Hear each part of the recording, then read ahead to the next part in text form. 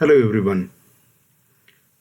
In today's session, we're going to discuss how to write Maxima program to verify whether the given subset of a group is a subgroup or not. First of all, when will you say a set which is subset of a group is subgroup? First, it should be non-empty subset of the given group, and if it satisfies closure law and inverse law under the binary operation of the given group, then we say it's a subgroup. Or in other words, we can club these two and we can say a non-empty subset H of a group G is said to be subgroup if AB inverse belongs to H for all AB belongs to H. If this condition holds, then we say H is a subgroup of G under the binary operation star. See, this is combination of both closure law and inverse law. Now, how are you going to write a Maxima program for this? So, while writing the Maxima program, the first step is to verify whether the given set is non-empty subset of the given group or not. So first we need to verify this.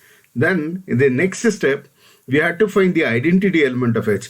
Because if you want to verify inverse law, we should know the identity element also. So we need to find the identity element of the given set. And the next condition which we need to write is to find the inverse of each element if it exists of H. Then at the end, we need to verify this condition. That is, for all AB belongs to H, AB inverse also belongs to H. If this condition holds, then we can conclude that the given set, which is subset of a group, is a subgroup. So while writing the Maxima program, we need to see all these 4 steps are followed. Now, let's move on to examples. The first question is verify whether H equal to 1 and minus 1 is a subgroup of 4th roots of unity under the binary operation multiplication. So it's an ordinary multiplication. Now, we'll first manually solve this one. We know that any set is said to be subgroup of a group G. First, it should be non-empty. Yes, this set is non-empty because it contains 2 elements and both are present in G. 1 and minus 1 are present in G, and G contains few more elements than H. Therefore, H is subset of G. So, H is a non-empty subset of G. First condition is satisfied. Right? Next, we need to find the identity element, and also we need to see that inverse of every element exists, and we can verify this condition, or simply we can verify whether closure law and inverse law holds. Okay, let us construct the Callis table for the elements of H under the binary operation of G. Remember, your H is subset of G, so you have to use the binary operation of G only, the group only. So binary operation is multiplication. We have written 2 elements, 1 and minus 1. So this is column heading, and this is row heading 1, row heading minus 1. Then multiply them as usual. It's a normal multiplication. So 1 into 1, 1, 1 into minus 1, minus 1, minus 1 into 1, minus 1, and this gives you 1. Now, you should note that all the entries in the table are in the set H. Therefore, closure law holds. Remember, your closure law says for all A, B belongs to H. That is, if you take any 2 elements in H, their binary operation, right? Their binary operation should give you the result which is in H itself. That is what it is saying. So, suppose if this is A and this is B, then A into B is 1. 1 is in H. If this is A and this is B, then A into B is minus 1, which is again in H. Suppose this is A and this is B, then minus 1 into 1, minus 1, which is in H. Minus 1 into minus 1, 1. So that is what it is saying. All the entries are in the, all the entries in the table are in the set H. Therefore, closure law holds. Now you should note that this row heading, see this row is same as topmost row.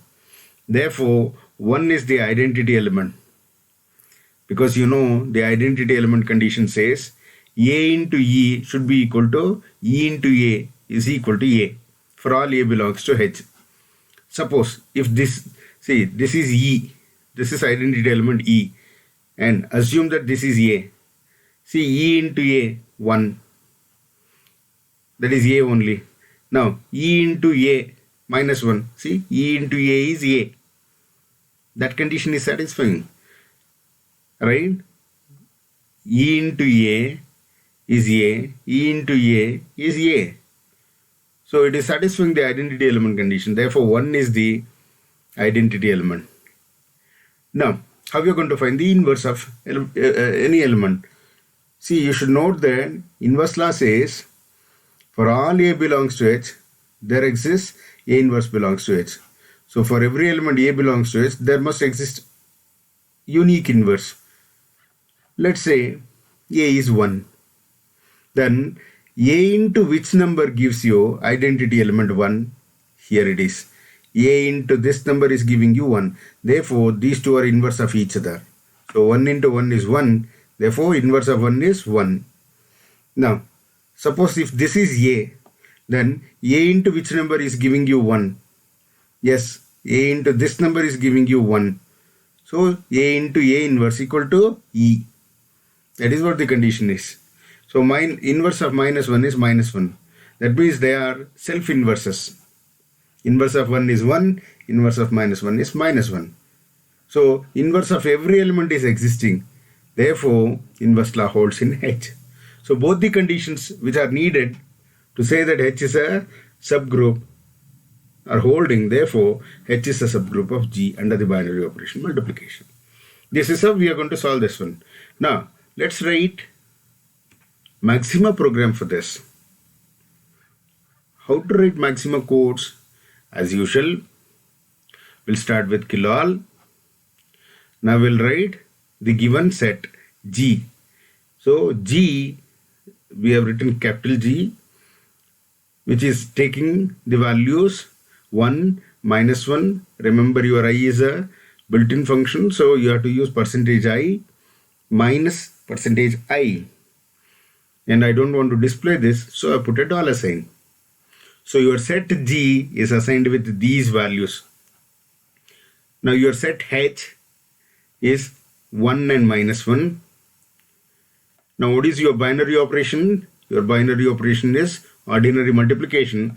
So binary BO, binary operation of x comma y. You can give any name. We have given BO. It's a function. So colon with equal sign is product of x and y. That is multiplication of two numbers. So binary operation is product of two numbers. Now, as usual, while writing the maximum, while verifying whether the given set is subgroup or not, first we need to verify whether the given set is non-empty subset of G or not. That is what we are verifying. No need to write this, just to show you we have written this. Slash star to check the non-empty subset condition. Star slash. This is non-executable statement. This will not be executed. It will be printed as it is within this slash star. It will be printed as it is.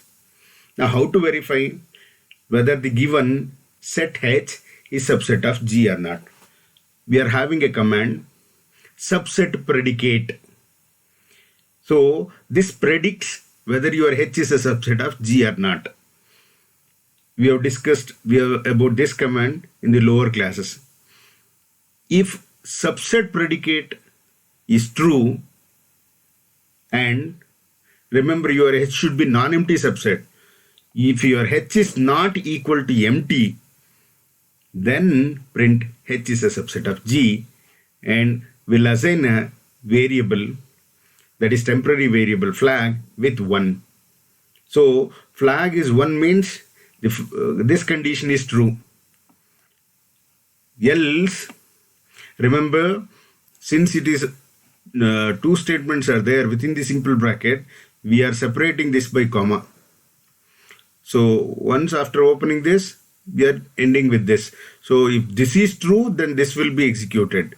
Else, if this is false, if this h is not subset of g, then print h is not a subset of g, and temporary variable will be assigned with value 0. Flag is assigned with 0. That means this condition is false. And end this loop with a $sign. Remember, if it is a subset, this flag will be having flag will be weighing the value 1. If flag is 0, then it shows that after completion of all the conditions, it shows that this is not a subgroup. Right? If flag is 1, then it shows it is a subgroup. Now, let's move on to next condition. What is that? We have to find the identity element of H. Right? We have studied in the lower classes how to find the identity element. We'll use the same maxima codes. Let us assume that E is our identity. And initially assume that E is some unknown X. So E is assigned with the value X. Remember, this E is not the built-in function E. It is not Euler constant. It is simply some constant E. Now, let's find out the condition for identity element. Remember, your condition for identity is A into E must be equal to A, and E into A must also be equal to A. If any of this condition fails, then it is not an identity. So, for I in H do, remember, your I is taking the row values and J will be taking column values. So your I takes 1 and minus 1, J takes 1 and minus 1. So there are 4 combinations that you can get. That's why it is running this loop. For I in H do, open the parenthesis. For J in H do, so your I takes the value 1 and minus 1, which are row headings, and your J is column heading, which is also in H. So J will take 2 values, 1 and minus 1. Do if binary operation of I comma J is not equal to J, or binary operation of J comma I is not equal to J, then print or then assign the value of flag with 0. If flag is 1, then your E will be assigned with the value I. See, initially I takes 1. I takes 1. Then J will assume 1. So after this, I and J have taken values. It calculates using this command BO of XY. What is your BO of XY? It is X into Y. So what is your BO of I comma J? BO of I comma J, that is 1 comma 1 is equal to 1 itself. BO of 1 comma 1 is also equal to J 1. So it is equaling J. So for the first one it is equaling J. But here we have put a condition that if this is not equal to J and if this is not equal to J, then only flag is 0. But here it is equaling. Therefore, your flag will be assigned with the value 1. Because the first condition, if it is true, it is 1. Therefore, your flag will be keeping the same value 1. So, if flag is 1, then E will be assigned with value 1. Your I is 1. Therefore, it will take 1. Now, it will not end because J has taken only 1 value. Now, I will be kept as it is 1. J will be taking the value minus 1. Now it verifies what is your BO of 1 comma minus 1. That is I comma J. What is 1 into minus 1? It is minus 1. So I into J is J. It is equaling here, right? BO of I comma j is equaling j when j is minus 1. Similarly, BO of minus 1 comma 1 is also minus 1. It is equaling. Therefore, it will not take flag as 0. Your flag will be 1 if the first condition is true. So if flag is 1, then E will be taking the value I. What is your I? 1. It will be kept as it is. Now J has taken both the values of H. So it will exhaust and it comes here. So after this, I takes next value minus 1. So I is minus 1 and J will be taking the value 1. So what is your minus 1 into 1? It is minus 1. So what is your I? Minus 1. What is your J? 1. So your I into J is not equal to J because your J is 1. So if I into J is not equal to 1, then BO of I comma J is not equal to J, then flag will be 0. If flag will be 0, then it will not execute this. Because it is in the same loop, I put a comma. It's a continuation statement. So flag will be 0 and it comes back here.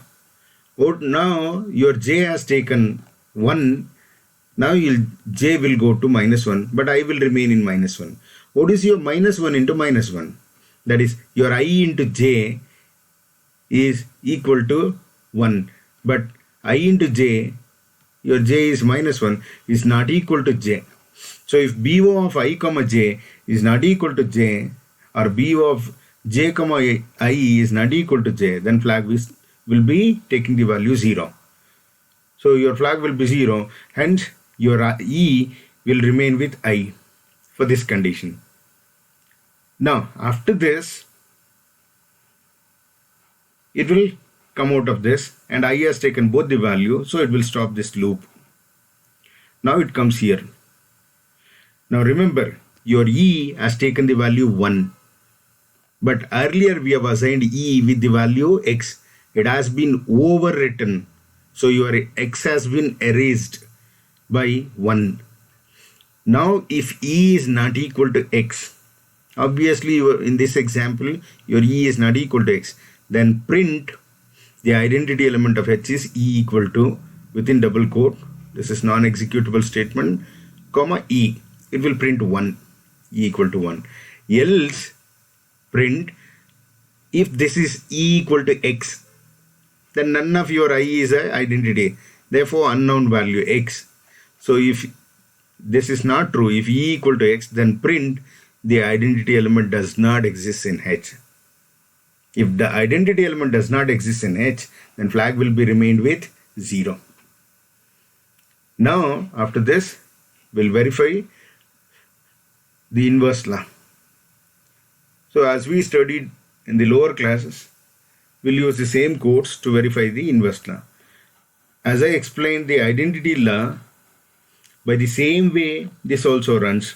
Only thing, this condition differs because the inverse law says for every element in H, there must exist A inverse such that A into A inverse must be equal to E. That is, BO of A comma A inverse must be equal to identity element E. Right? So if you assume this is A, then this must be A inverse. So BO of A I comma J, that is A comma A inverse, must be equal to E, and BO of J comma I must also be equal to E. Then your flag will be 1. Then inverse law holds, therefore flag will be 1, or inverse of I is J. That is what I said. Inverse of I is J. See, if you say this is I, this is J, A into A inverse equal to identity 1. Right? So inverse of 1 is 1. Inverse of I is J. Similarly here, if this is I, then this is J, because I into J gives you 1, E. So inverse of I is J. That is what it is saying. Now let's see. For I in H do, open the parenthesis. Within the parenthesis it has to run. For J in H do, if BO of I comma j equal to E and BO of j comma I is equal to E, then inverse of I is assigned with j. So it will run this loop by taking the value for say initially I is 1, then j will also be 1. So binary operation of 1 comma 1, that is 1 into 1 is 1, which is equal to E. Binary operation of 1 comma 1 is 1. Therefore inverse of 1 is 1. It will be stored. Now it comes back here. Now j will take minus 1, but your I will remain 1. So j will take minus 1. Binary operation of 1 comma minus 1 is not equal to 1. Binary operation of 1 comma minus 1 comma 1 is not equal to 1. Therefore this will not be executed. It will come out of this. Now I will take minus 1 and j will take 1. BO of minus 1 comma 1 is not equal to 1, and BO of minus 1 comma 1 1 comma minus 1 is not equal to 1. Therefore it will not be executed. If it is equal, then only it will be executed. Since it is not equal, it is not going to execute. So it will come out. Now j will take minus 1. Your I is minus 1 itself. So now j will take minus 1. And it calculates. What is the BO of minus 1 comma minus 1? Yes, BO of x comma y is x into y. So BO of I comma j is I into j. That is minus 1 into minus 1 is 1. And BO of minus 1 into minus 1 is 1, which is E. Therefore, inverse of minus 1 is assigned with minus 1. And it comes out of this loop because j has taken both the value and I already has taken 2 value. So it will stop this loop. So inverse of 1 is 1, inverse of minus 1 is minus 1. That's how it's going to evaluate this loop. Now we'll verify the subgroup condition. For I in H do, for j in H do, will predicate. Remember, we have to verify whether A into B inverse belongs to H. So if this is I, then this is J. Your B inverse is J. But your J is nothing but inverse of I. So I, binary operation of I and inverse of I, if it is in H, then we are through. For all AB belongs to H. Okay, let's see that condition. Now for I in H do, this is your A. For J in H do, this is your B inverse. You can write J, or simply your J is nothing but inverse of I. So I can replace this by inverse of I here. So we'll predict if product of these two, that is BO of I comma inverse of J. Remember, this is A and this is B inverse. So what is your BO of x comma y? It is x into y. So BO of I into inverse of J is I into inverse of J, which is A into B inverse. Element predicate, because this is an element, will predict element using the command element predicate. If element predicate BO of this belongs to H is not true, that means this element is not in H, then flag is 0. Otherwise, flag remains 1. If flag is 0, then it goes for next value of J. Once after completion of taking all the values of H for J, it comes for I. I will move on, I will take next value till it takes all the values of H and it goes on, continue with this loop. Let's see. Suppose I takes 1, then J will also take 1. So what is the inverse of 1? 1. So inverse of I 1 is 1. So what is the BO of 1 comma 1? 1. Yes, 1 is in H. Therefore this is equal to true. But if this is not equal to true, then flag is 0. If it is equal to true, then flag is 1. Therefore flag will remain 1. Now I will remain same as 1, but J will change to minus 1. What is inverse of minus 1? it is 1 minus 1 only. So b of 1 comma minus 1, 1 comma minus 1 is product of 1 and minus 1, which is minus 1. Minus 1 is also in H. Therefore, this is equal to true. Therefore, flag will remain 1. Flag will not change to 0. Now, after taking both the values, it comes out of this. Now, I'll switch from 1 to minus 1. I takes minus 1 and J takes 1. Minus 1 into inverse of 1 is 1. So minus 1 into 1 is minus 1. So B of this will become minus 1. Yes, minus 1 is an H. Therefore, this is equal to true. If this is equal to true, then flag will be 1 only. So flag will not take 0. Now, it comes for next value for J. Now J will take minus 1. But what is the inverse of minus 1? It is minus 1. And your I is minus 1. Minus 1 into minus 1 is 1. So B of this gives you 1. And 1 is in H. Therefore, this is true. It predicts it is in H. Therefore, this is true. Then flag will take 1, not 0. Because it is equaling true. If it is not equal to true, then flag is 0. But here it is equaling to true. Therefore, flag will be remaining 1. Now J has taken both the value. I also has taken both the values. Therefore, it comes out of the loop and it goes for next step. Now remember, flag is 1. If flag is 1, then all the conditions are satisfied. If flag is 1, then this condition is satisfied. If flag is 1, this condition is satisfied. If flag is 1, then it is satisfying both the condition. If flag is 1, this is satisfied. So if flag is 1, then print H is a subgroup of G. Else print H is not a subgroup of G and terminate with $sign. This is how you have to write a Maximo program. I'd given one more example by taking a Z7 with addition modulo 7. So your binary operation is addition modulo 7 and your H is 0, 2, 4. And we are showing this is not a subgroup. As usual, construct the Kelly's table and of course this is non-empty set and 0, 2, 4 are in Z7 also. Therefore H is non-empty subset of Z7. Therefore first condition is satisfied and all the entries in the table are not in the set H. Why? See, what is your 2 plus 4? It is 6. Here 6 is not present. That is A star B must be in H if A and B are in H. That is what your closure law. So here binary operation is plus 7. So 2 plus 4, that is A plus B must be in H. But A plus B is not in H. Therefore closure law fails.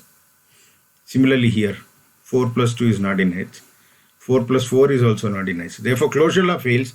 When the closure law itself fails, this is not a subgroup. But anyhow, we'll check the other conditions also. See, this row heading is same as topmost row. Therefore 0 is the inverse, additive inverse. Why? E plus A equal to A. E plus A is equal to A. E plus A is equal to A. This is satisfying the condition. Now, what about inverse? Yes, inverse law says A plus A inverse must be equal to E. But your identity element is 0. So your E is 0. A plus A inverse is 0. There is no zeros at all. So A plus none of the element gives you 0. A plus none of the element gives you 0. Therefore, 0 is the only element which is having inverse. And inverse of 2 and 4 does not exist. Therefore, inverse law also fails. Hence, this is not a subgroup. As usual, we'll call G, from which are nothing but elements of Z7, H. Only thing your binary operation is addition modulo 7. So we have used mod addition x plus y with 7. And remaining things are one and the same. You verify it and you will come to know the answer. And I had given exercise. Now we'll execute this using Maxima. Now let's write the Maxima program. As usual, we'll start with kilol.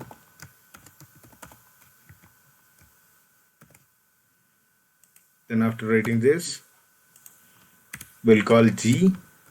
What was our G? It was 1 minus 1.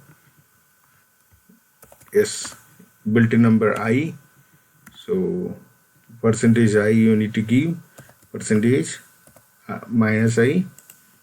I don't want to display this, I'll use $sign. And H, what was your subset?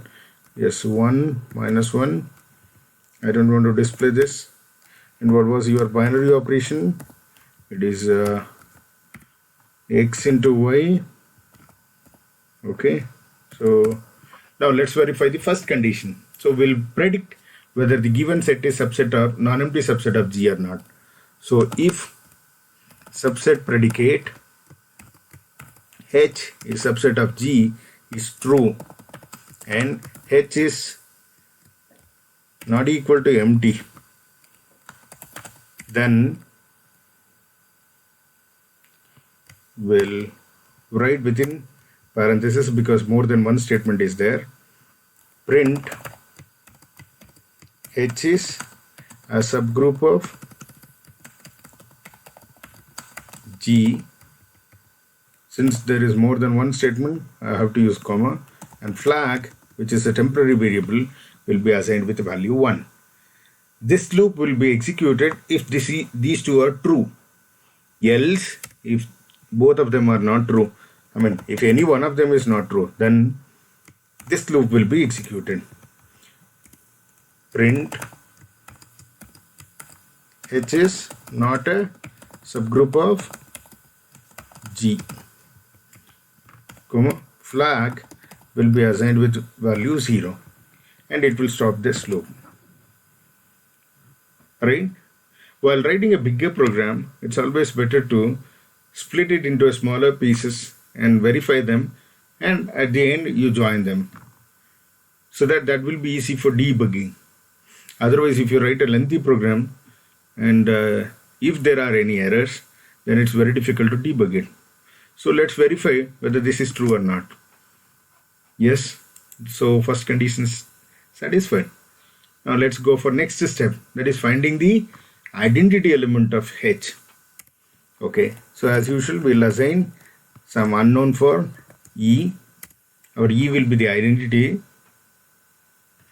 So as usual, for I in H do, we'll open a parenthesis, it will be running within the loop. For J in H do, here I'll do one thing, I'll take the temporary variable as 1 here, flag as 1, and I'll continue with this, right? For J in H do, if BO of I comma J is not equal to J, or BO of J comma I is not equal to J,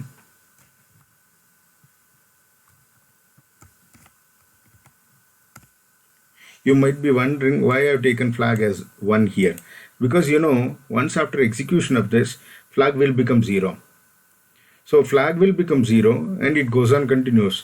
So at the end, when I is -1 and J is -1, your flag will be remaining with 0. I want to keep flag as 1, because your inverse, your identity element exists. If identity was not existing, then it would have become 0. No, since it is true, I'll take flag as 1.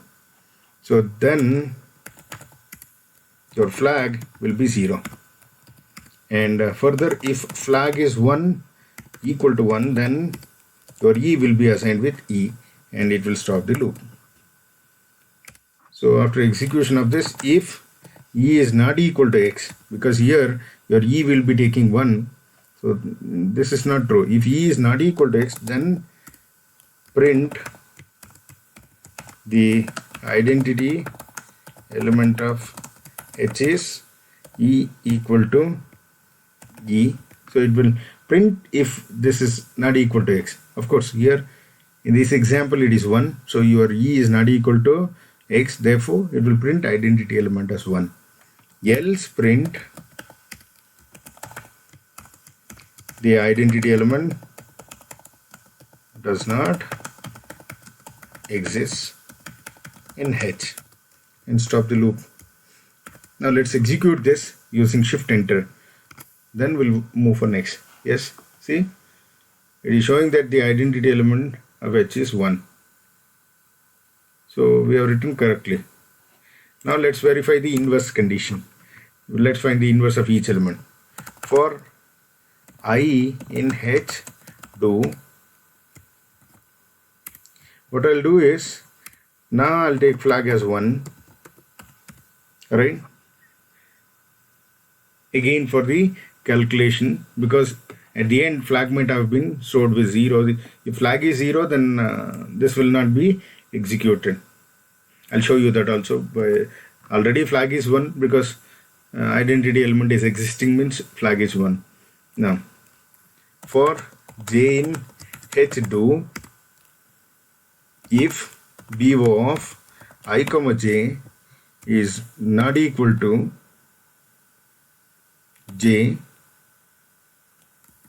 E, or you can put E, and BO of j comma I is equal to E, that is A into A inverse equal to E, as well as A inverse into A is equal to E. If this is true, then flag will remain 1. Or you can say straight away inverse of I is j, and it will execute this. I'll stop the loop, right?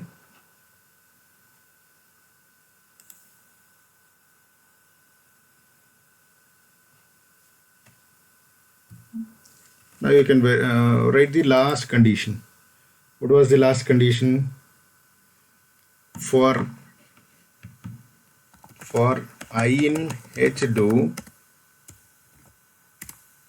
for j in H, do if element predicate binary operation of I comma inverse of j is in H, if it is equal to true, in your case we have used if it is not equal to true, then flag is 0 and it will stop. At the end, if flag is 1, then print the given set H is a subgroup of G. Else print the given set H is not a subgroup of G, and stop the execution. See, the given set H is a subgroup of G. So this is how it's going to work. Now we'll see another example. I'll copy down the same thing, just I'll change the set and binary operations.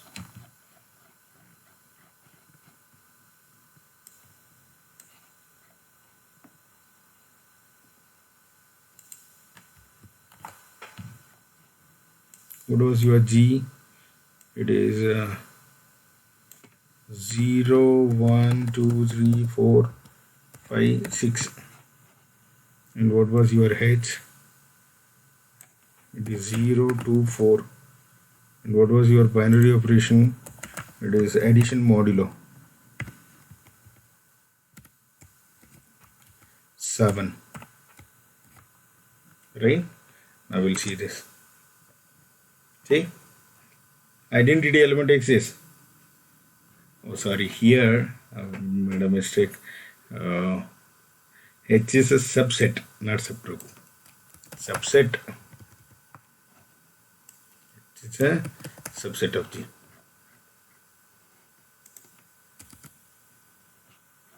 Here also, H is a subset of G.